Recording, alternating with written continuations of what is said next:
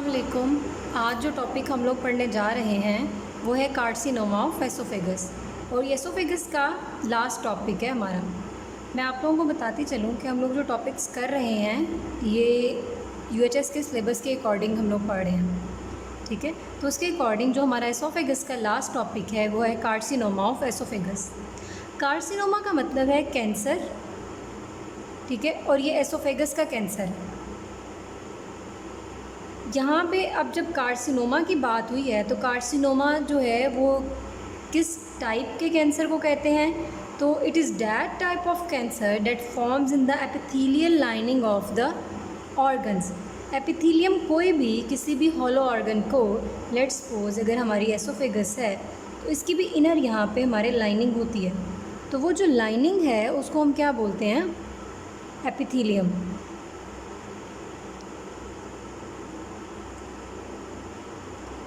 ये एपिथेलियम जो होती है ये आगे फर्दर में टू में डिवाइड हो सकती है, लाइक कोलमनर और स्क्वेमस, ठीक है। तो cancer that arise from the epithelium lining of the organs is known as carcinoma. Next we will discuss about the types of carcinoma of oesophagus. वैसे तो मेनली दो टाइप्स ही होती हैं, क्योंकि एपिथेलियल की लाइनिंग कोलमनर होती है, स्क्वेमस होती है, ठीक है। अब यहाँ पे हमारे पास क्योंकि एसोफेगस को हम अगर 3 पार्ट्स में डिवाइड करें तो उसमें यहाँ से फिर आगे हमारे पास स्टमक स्टार्ट होता है। तो ये जो है ये अपर पार्ट है, ये हमारे पास मिडल पार्ट है, और यहाँ पे हमारे पास लोअर पार्ट होगा ये वाला। तो ये 3 पार्ट्स में हमने डिवाइड किया, तो इनकी लोकेशन के अकॉर्डिंग ही हम इसको कार्सिनोमा को जो है वो नेम देते हैं।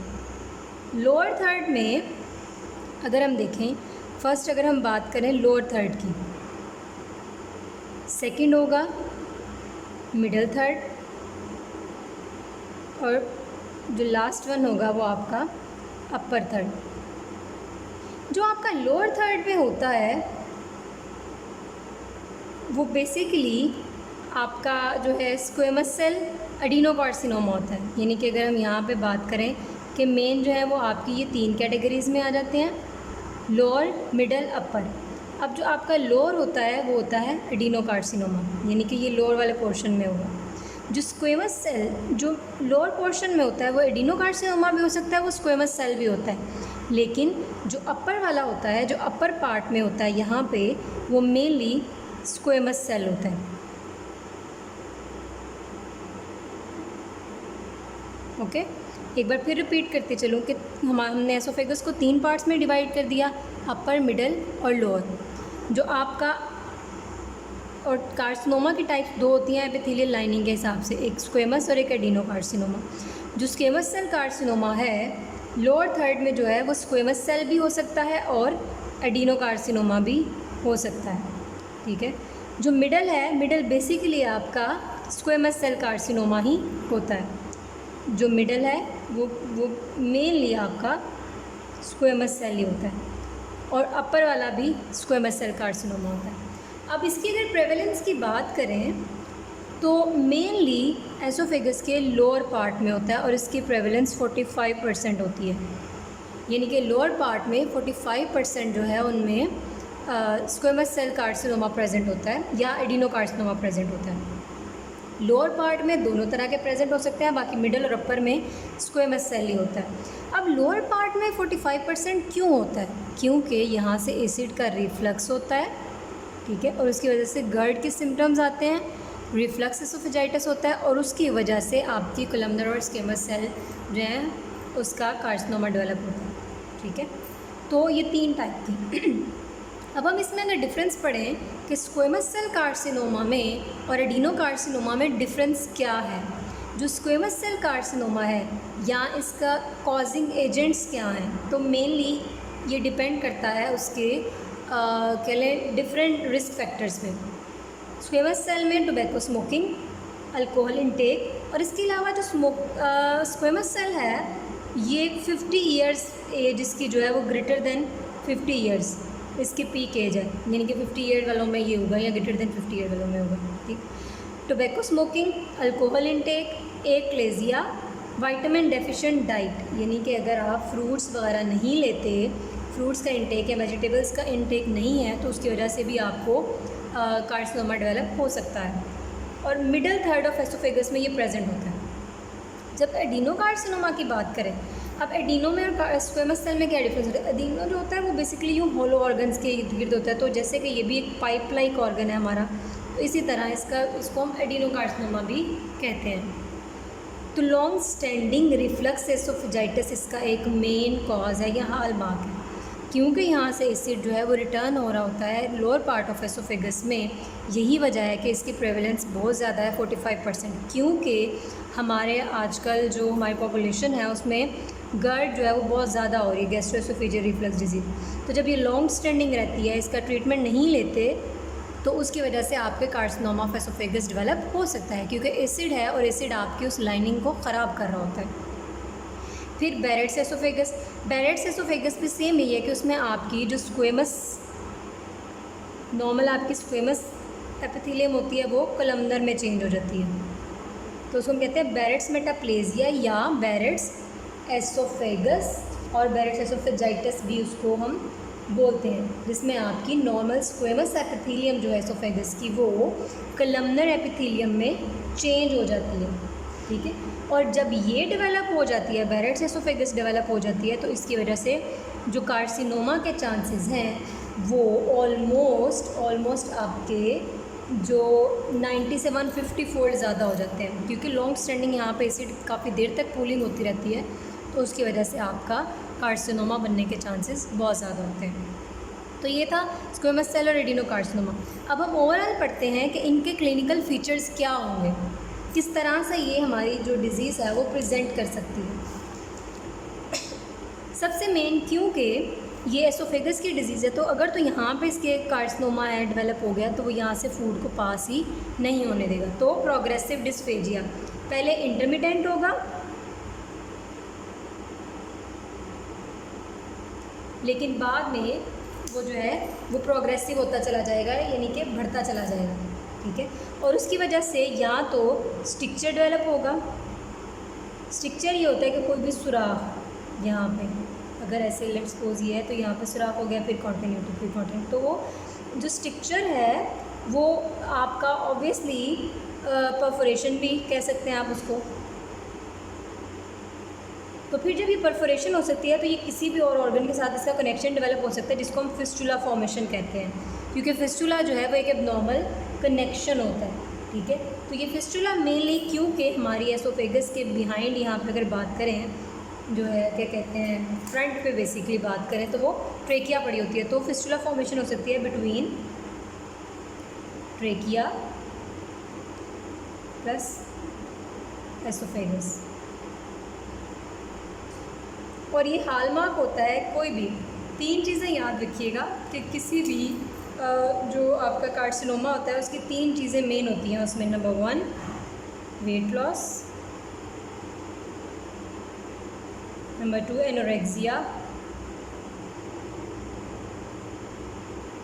लॉस ऑफ एपेटाइट कहते हैं इसको। एनोरेक्सिया, वेट लॉस और फीवर, यानी कि फीवर ऑफ अननोन ओरिजिन, जिसका पता नहीं चल रहा होता आपको। तो ये 3 जो हैं ये हॉलमार्क हैं आपके किसके, कैंसर के, किसी भी या मैस के कह लें, ठीक है जी। तो वेट लॉस होता है इसमें क्योंकि आपकी डाइट जो है वो प्रॉपरली हज़म नहीं हो सकती, और डिस्फेजिया और एनोरेक्सिया की वजह से।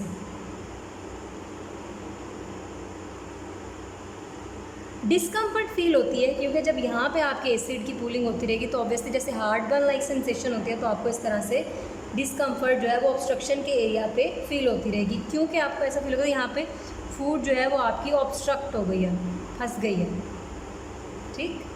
तो ये हमारा यहाँ तक हम लोगों ने इसके क्लिनिकल फीचर्स पढ़ ली। अब हमें ये पता होना चाहिए कि इसका जो स्प्रेड है वो किस तरह से हो सकता है। तो स्प्रेड हम मेनली हमारे किसी बॉडी में जो हमारा कहते हैं कैंसर किसी भी तरह का हो, उसका स्प्रेड जो है वो LLB लंग कहाँ तक हो सकता है, लंग और इसके अलावा लिवर और ब्लड, या आप बोन भी कह सकते हैं LLB को, ठीक है। तो मेनली ब्लड के ज़रिए इसका स्प्रेड होगा, तो वो लंग्स तक चला जाएगा, वो लिवर में चला जाएगा, वो बोन में चला जाएगा, यानी कि मेटास्टाइज यहाँ पे कर जाएगा। ठीक है, तो ये थायराइड में, लेरेंक्स से उसके इर्द गिर्द के जितने एरियाज़ हैं उनमें इन्वॉल्वमेंट हो जाती है।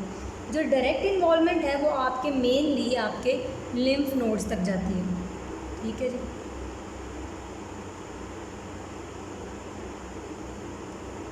तो ये इसका स्प्रेड के लिए LLB का याद रखना ज़रूरी है, जिसमें लंग, लिवर, बोन या आप ब्लड भी कह सकते हैं कि ब्लड स्ट्रीम के ज़रिए जाता है।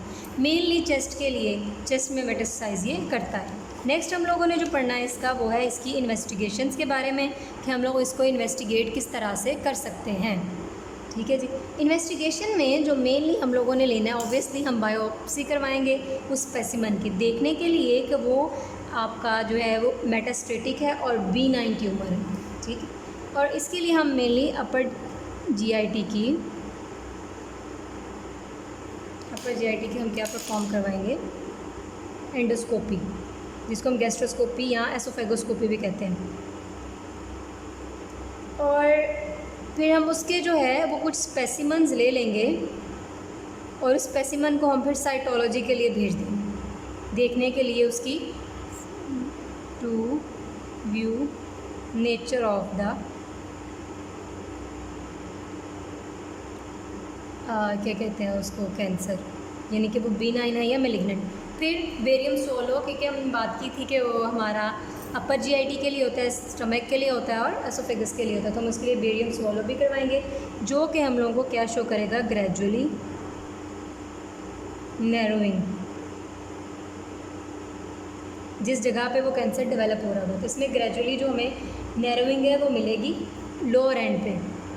और वही सेम चीज़ हम लोगों को जो एक्लेजिया के मिली थी, तो यहाँ पे हमें रैट टेल अपीयरेंस मिलेगी, प्लस रैट टेल, क्योंकि यहाँ पे बैरेट्स एसोफेगस डेवलप हो चुकी होती है, या कह लें कि यहाँ पे स्ट्रक्चर डेवलप हो चुका होता है, तो उसकी वजह से हमें ये रैट टेल अपीयरेंस मिलेगी इसकी। फिर एक्सरे चेस्ट, एब्डोमेन या अल्ट्रासाउंड चेस्ट और एब्डोमेन, चेस्ट का तो नहीं, एब्डोमेन का आप करवाएं तो उसके लिए क्या मिलेगा आपको, इस पर मेटास्टेसिस, मेनली आप मेट्स देखने के लिए करवाते हैं। ठीक है, लंग में या लिवर में। CT स्कैन जो है वो सबसे इम्पॉर्टेंट हमारी मोडेलिटी है, जो रिसेंटली बहुत ज़्यादा इसमें डेवलपमेंट हुई है। इसमें हम लोग इसको हम क्यों करवाते हैं, ताकि हम स्टेजिंग कर सकें डिज़ीज़ की। फिर इसके अलावा हम उसका जो है क्या कहते हैं, स्प्रेड देख सकें कि वो लंग में, लिवर में, कहीं पे भी गए या नहीं। ठीक है, और फिर इसके अलावा ये हमें ये भी बताता है कि वो जो ट्यूमर है वो कन्फाइंड है एसोफेगस तक, या उससे आगे भी कहीं उसका जो है वो क्या कहते हैं स्प्रेड हो गया, वही बात के मेटास्टेसिस देखने के लिए। तो CT स्कैन जो है वो, वैसे भी अगर हम आजकल की मोडेलिटीज़ में से देखें तो CT स्कैन टॉप पे जा रहा है, CT स्कैन सबसे बेस्ट है। और इसके अलावा ये है कि इसमें रिजल्ट्स भी फौरी आपको मिल जाते हैं, तो ये इमरजेंसी मोडेलिटी भी है। किसी भी किस्म के एब्डोमिनल ट्रॉमा में या कैसे भी ऑर्गन के किसी भी ट्रॉमा में CT स्कैन बेस्ट है। अब हम इसकी मैनेजमेंट की बात करते हैं कि हमने इसको मैनेजमेंट किस तरह से करनी है। जो इसकी मैनेजमेंट है वो 3 चीज़ों पे बेसिकली डिपेंड करती है। Number 1, age of the patient, अगर एज ज़्यादा है तो ऑब्वियसली उसका जो क्या कहते हैं प्रोग्नोसिस है वो पुअर होगा। फिर एज के बाद डिपेंड करता है fitness of the patient, patient fit कितना है, और स्टेज ऑफ द डिजीज़, यानी कि किस स्टेज पे आकर डायग्नोज हुआ। अगर तो ये एज भी ज़्यादा है, फिटनेस पुअर है, स्टेज उसकी बहुत ज़्यादा बढ़ चुकी है, तो इसका प्रोग्नोसिस ऑब्वियसली पुअर होगा। ठीक है जी।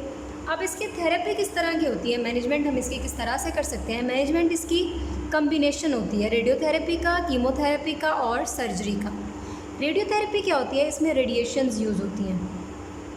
रेडिएशंस ये करती हैं कि जो आपके रेडियो सेंसिटिव ट्यूमर्स होते हैं या रेडियो सेंसिटिव ऑर्गन्स होते हैं, उन वहाँ के हम जो कैंसर्स होते हैं उनको हम ट्रीट करते हैं। कह लें कि उसने वहाँ पे कैंसर सेल्स को डिस्ट्रॉय करना होता है, तो यहाँ पे हम रेडिएशन थेरेपी देते हैं। तो सबसे पहले अगर हम बात करें कि जो स्क्वेमस सेल कार्सिनोमा होता है अपर और मिडिल थर्ड का, वो हाई वोल्टेज के साथ जो आपका अपर प्लस आपका जो मिडिल थर्ड का होता है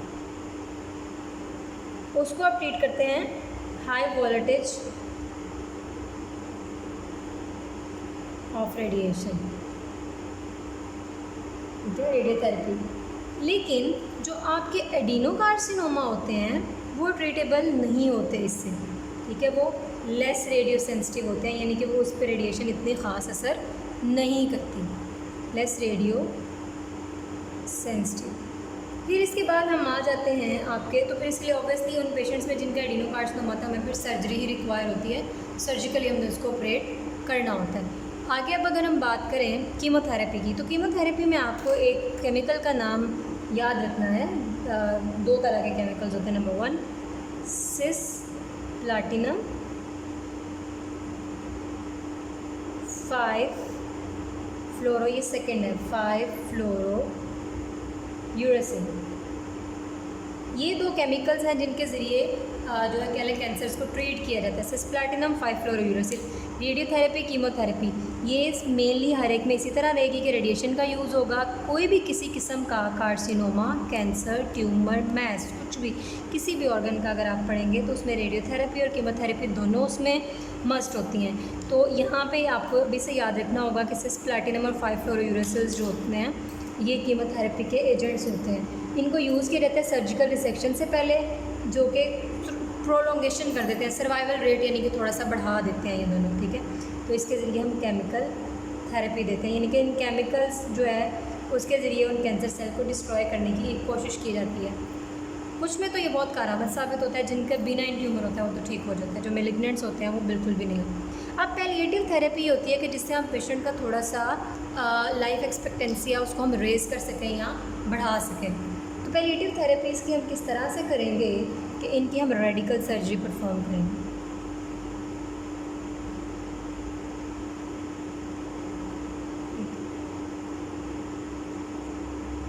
कुछ में तो हम यही होगा कि अगर यहाँ पे हमारे जो स्ट्रक्चर की बात हमने की थी तो न्यूमेटिक डायलेटेशन,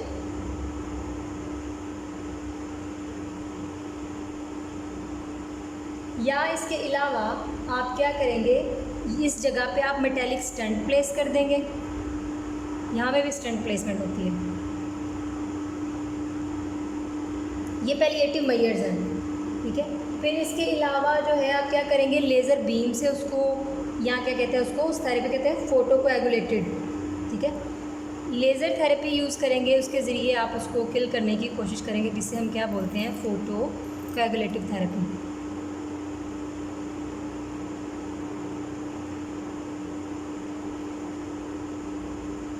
ठीक है। तो यहाँ आप उस एरिया को रिमूव कर देंगे अब, लेकिन ये है कि हम फूड पाइप को प्रॉपर रिमूव तो नहीं कर सकते, ठीक है। तो इसलिए बस पैलिएटिव थेरेपी होती है कि या तो आप न्यूमेटिक डायलेटेशन कर दें, या उसमें मेटेलिक स्टेंट प्लेस कर दें, या आप उसकी लेज़र थेरेपी कर दें। इससे ये होगा कि पेशेंट को थोड़े से इनटेक जो है उसका गुड हो जाएगा, थोड़ी सी उसकी लाइफ एक्सपेक्टेंसी जो है वो बढ़ सकती है। उम्मीद है आपको आज का टॉपिक जो है वो समझ में आ गया होगा। इसके अलावा अगर आपका कोई भी क्वेश्चन हो आप मेरे से पूछ सकते हैं। Thank you so much. अस्सलाम वालेकुम।